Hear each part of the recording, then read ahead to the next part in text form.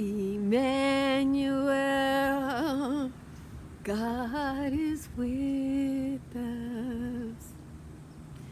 Emmanuel,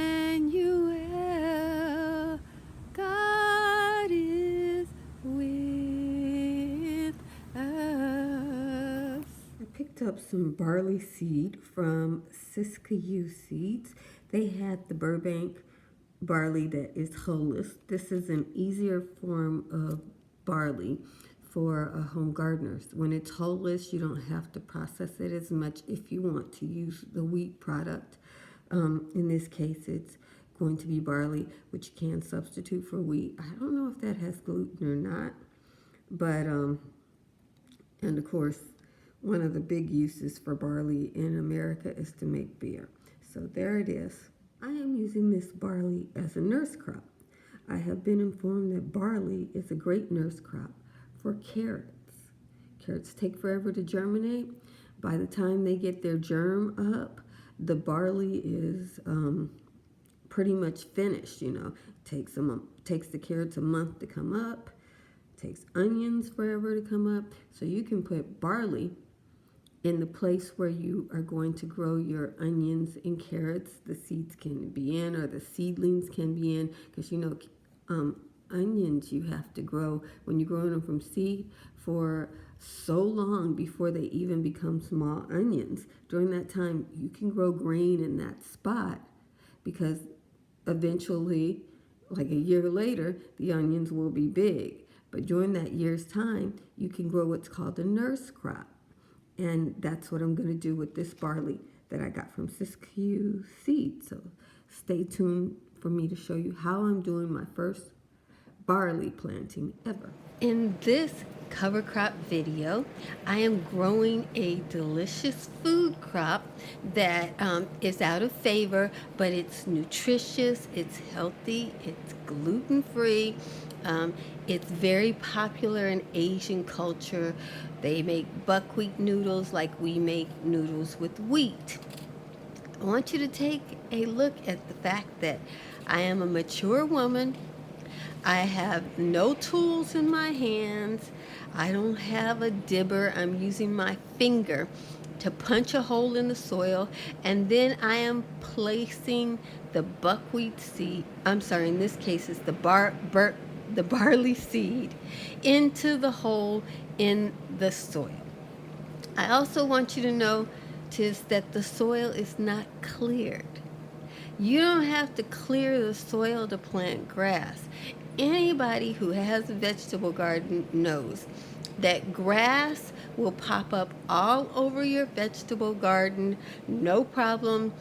If you maintain the garden, the grass doesn't kill out any of the other plants.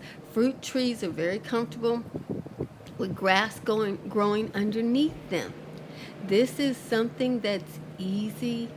You can do it.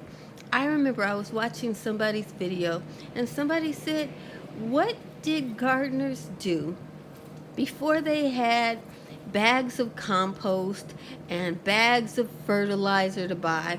And the person said, well, they must have had the animals eating the cloves and the grasses, and then those animals would naturally fertilize the garden. That's true. That's exactly it. And that's what I do. See, because I don't need all of the barley that I'm planting. I need that barley to cleanse the soil. Grasses fight nematodes. So if you're in a warm weather area, your soil's full of nematodes and bad bugs and stuff like that, it's because you're not growing enough grasses and the soil is getting imbalanced. We often use the term virgin soil. Virgin soil is soil that you just pull the grass off of, and it is the healthiest and most nutritious, nitrogen-rich soil. It can grow crops for you so easy. So why not incorporate grains back into your small garden? In this garden, I have onions. We all know onions take forever. I've got carrots. Those carrots seeds might not even come up for almost a month. And by that time, this Burbank Hulless barley will have come up. It'll be in my soup pot. And then I will take the hay and use it as a mulch in my garden to fertilize the garden. I'm just going over to the other side of this bed, which is 2 foot by 2 foot. So that's 4 square foot of barley there. And then I have another garden that you won't see me planting that I put a nurse crop of barley in. Everywhere I'm planting my onions, if I don't have strawberries planted there, I am planting this barley. That's how I'm doing it. Barley, onions, and carrots for my spring garden. So I have barley to make my beef barley soup. I'll have hay to fertilize my garden. I'll have sticks to stock my leeks and onions on. And by the time my carrots are coming up, the barley will be gone. You know, it's going to take, everything takes a while. That's another thing. When you have a small garden, don't use that system of just putting one crop in a place. That's not the way things are done in nature. Look at nature. Look at the wildflowers if you have areas where they have wildflowers. There's so many different flowers growing in there, and each one takes their own star turn. You'll look in once, it'll be all big yellow flowers, and you'll look at the same patch a month later, and it'll be all white flowers. Sometimes it'll be little short flowers. Sometimes it'll be tall flowers. And then you look again and the soil is bare. That's how you plant in a cottage garden. So I just wanted to show you how I start. So here is my onion bed, and as you can see, it's gonna be a while. So this is where I'm gonna start with my nurse cropping, and I'm gonna go all the way over there too.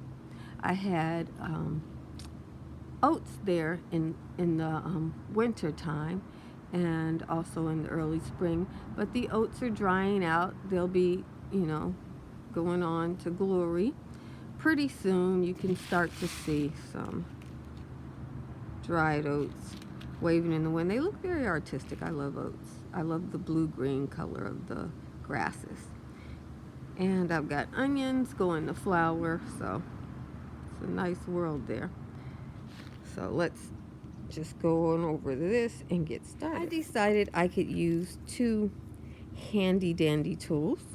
This is a tool that's used to push back your cuticle. As you can see, with the pandemic, I haven't been taking care of my nails.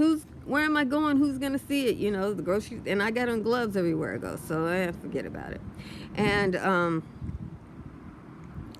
repurposing a plastic fork I got with a salad. Okay, so here we go. This is what the seed looks like. It's just gorgeous.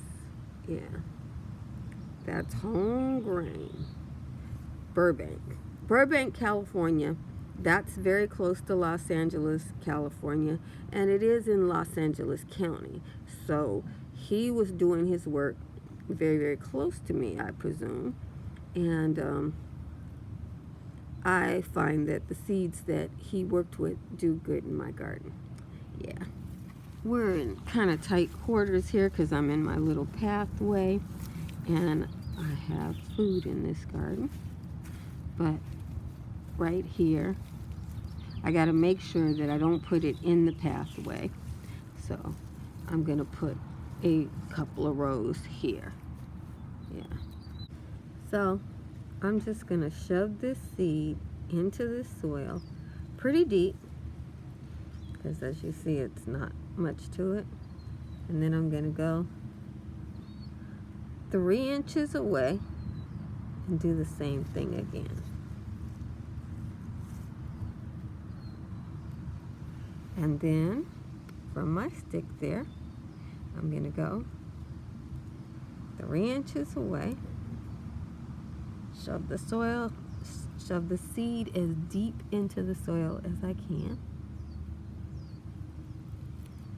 And right next to my celery, I am going to do the same thing. Yeah. Buddy.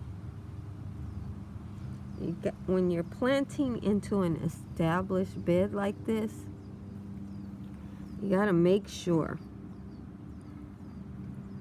that you get those seeds so deep into the ground that the animals, which you can hear cheering me on for planting more grain, they don't even know what grain it is, but they know they want it. Okay?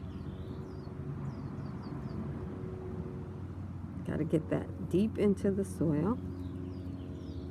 I'm not broadcasting this because this is nurse crop planting. So there's plenty of things in this soil. And I want to nurse those things along by getting a crop prior to that crop. Now, you could do this with radishes. Radishes are a great crop to do that with. They are quick. And by the time you go to harvest your other crop, the radishes are done. So that's a crop you can do that with. I want grain, so that's why I'm choosing grain. And my seeds are kind of getting intermingled with the dirt. So that might be another benefit of I'm just doing this first row where you can see what I'm doing, because I did my last video and I did it off from a distance and I kind of talked you through it. This is right next to my celery, which should be flowering soon. And the thing of it is you get your seeds. When you're nurse cropping, you want to get your seeds deep into the soil.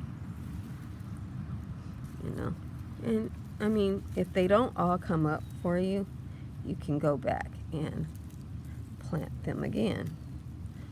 We have ants. California ants are plentiful, but they're not really a big problem.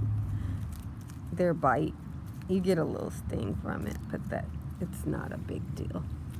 Okay, so I want to make sure I have all of this little starter set done. And you know, if you have a little extra grass in the ground, it's not a big deal. What I mean by grass of the barley seeds, I'm planting them 3 inches apart. But if they happen to be like 2 inches apart, or if there's 2 in an area, it's not a big deal. It's okay. Jesus loves you, and I love you with all the Jesus in me. Be blessed, beautiful.